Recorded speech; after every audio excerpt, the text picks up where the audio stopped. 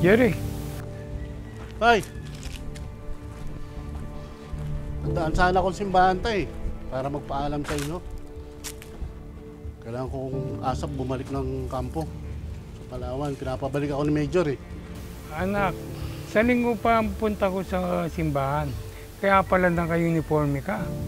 Wala akong kung yun ang kagustuhan ng nakakatas sa'yo, kagustuhan mo, tungkulin mo, gampanin mo.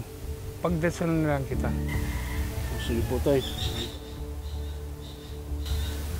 Ingat kayo, tay, ha. Opo.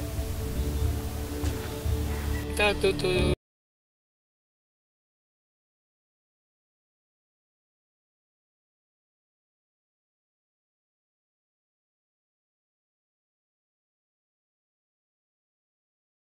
Sa iyo.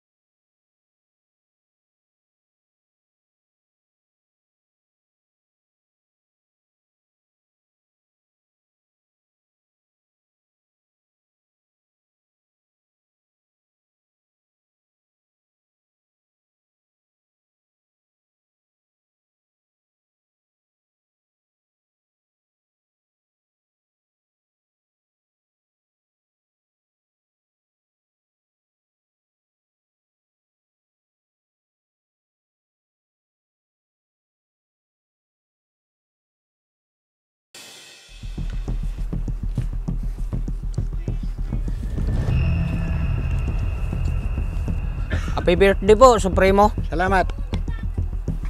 Happy birthday, Supremo! Thank you.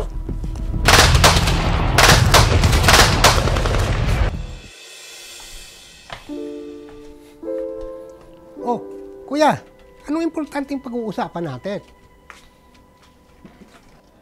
Kailangan kasi, makauwi ako ng probinsya. O bakit? Mahalaga yung tungkulin ko sa bayan. At ano man trabaho mo kasi? Malalaman mo rin. O sige, kung talagang gusto mo yan, ingat ka na lang. Salamat. Pero meron na akong isang hihilingin sa iyo. Ano yun, kuya? Sa aking kaarawan, kailangan dalhin mo yung 3 bata. Pati ikaw kasama. Ah, sige kuya. Pilitin namin makarating. Maraming salamat. Ingat.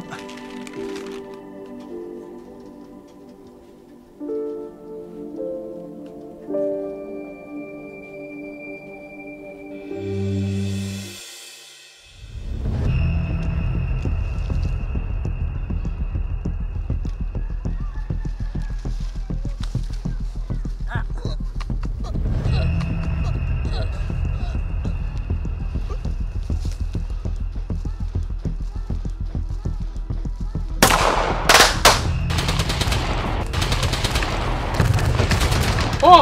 Anong nangyari? Ikaw lang, Jerry. Ang daming kalaban na mapalaban doon. Ano ang anak ko?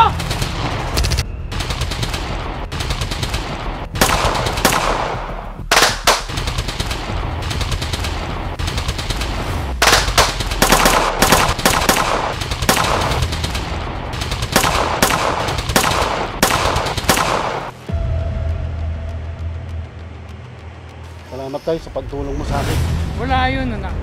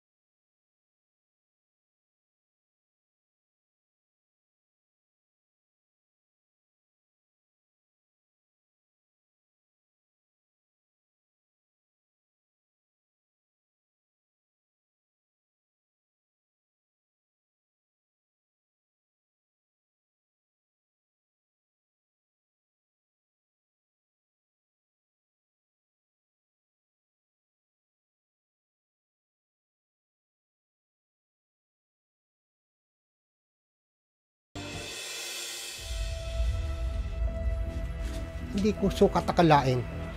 Papatayin yung kapatid ko na walang kalaban-laban. Sandali lang, Kanor. Hindi alam ng aking anak na ang napatay niya ay yung kapatid. Kahit na, dapat hindi yung pinatay ang kapatid ko. Ginawa ko lang aking katungkulan. Dahil ang kapatid mo ay isang supremo na kumakalaban sa gobyerno. Kahit na! Pagbabayaran yung mga ginawa niyo!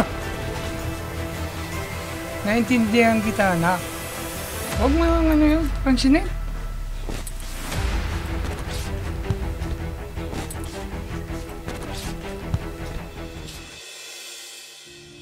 Na ay mapuntahan kita, kuya, ng maaga, baka sakaling naabutan pa kita. Kung sana ay inawat kita at hindi na kita pinaalis pa, sana hindi ito mangyayari sa iyo. Ang laki ng pagsisisi ko, kuya. Patawarin mo ako. Batid ko din na walang kasalanan si Jerry at Mang Paul. Kapwa silang walang alam. Kaya gabayan niyo ako para sa makagawa akong papatawad. Tay, ayaw po namin kayo nakita nakaganyan. Tay, hindi naman po alam ni Kuya Jerry ang nangyari. Nagkasala si Tio, Tay, at ginawa lang ni Kuya Jerry ang kanyang trabaho. Tsaka Tay, parang pamilya na din po ang turing natin kay Mang Paul. At si Mang Paul po ang napauwi sa amin sa inyo noon. Sana po huwag niyo pong isara ang puso niyo sa kanila. At kaya habang maaga pa, Tay, pumunta na po kayo kay Mang Paul at kay Kuya Jerry. Masyadong masakit ang ginawa nila sa kapatid ko. Kaya kung anong man nasabi ko sa kanila, sana mapatawad nila ako. Sige, pupuntahan ko sila. Huwag na lang, nangyari si tatay.